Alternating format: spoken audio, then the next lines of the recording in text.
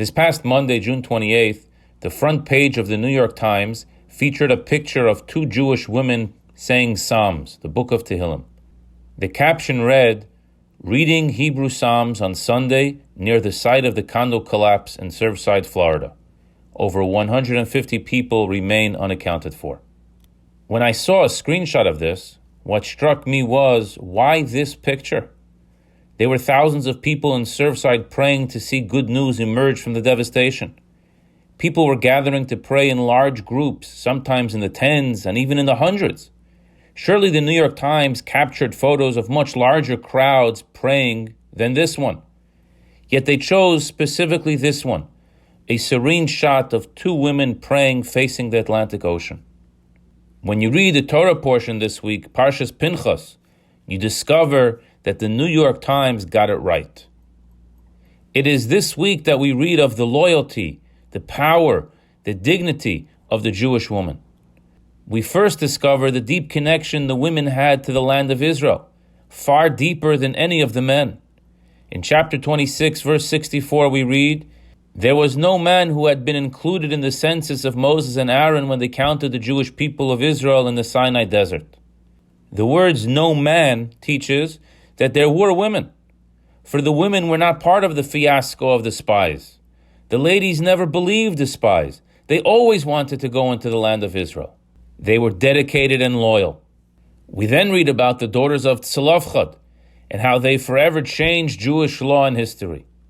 Tzlofchad had 5 daughters and no sons. He died, leaving them all orphaned. According to Jewish law, inheritance is only to a son. So when the land of Israel is about to be divided by tribes, and then each tribe would subdivide their own property to their families, this presented a very big problem for these ladies. Where would they live? They would get no land as they don't inherit their father. These women were very intelligent and very respectful. They were modest in their approach to Moshe and the elders of the Jewish people with their concern, and humbly suggest that since they had no brothers, they should inherit their father. They should receive an equal portion of land as their uncles were getting, for they are the rightful inheritors in such a circumstance. Moshe doesn't know what to respond. So Moshe brings their case before God. And we read in chapter 27, verses 6 and 7, the Lord spoke to Moses saying, "Tzlofchad's daughters speak justly. You shall certainly give them a portion of inheritance along with their father's brothers, and you shall transfer their father's inheritance to them." Not only were they to inherit their father, but they were to inherit their grandfather as well, as equals to their uncle's shares.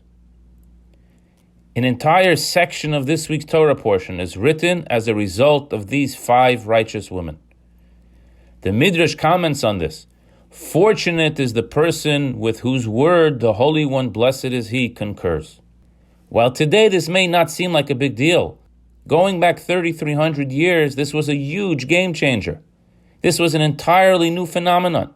Women coming with a claim to the leader to have equal rights to the land, and the leader giving them the respect they deserve and listening to their claim, not dismissing it, bringing their claim to God, and then having a whole section of the Torah dedicated to them.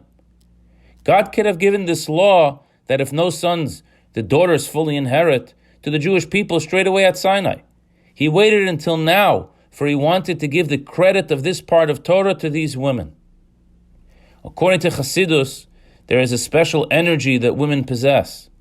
For many years, it wasn't expressed and appreciated by the rest of society. When Mashiach comes, this energy will be somewhat dominant. And the closer we get to Mashiach's times, the more we are feeling this energy. We can all learn from this how to make positive change, whether it's to plead to God for a change in the outcome in Surfside or any other type of change. Follow the model of the daughters of Tzlofchad. Go about it with intelligence, class, clarity, and righteousness, and you will be successful. It's now very clear to me why the New York Times would specifically choose a photograph of exclusively righteous women praying. The Torah portion is the energy of the week, and this is what the editors were feeling. Perhaps it was conscious, perhaps it was subconscious, but the energy was felt by them, and they shared this with the rest of the world. Have a good Shabbos.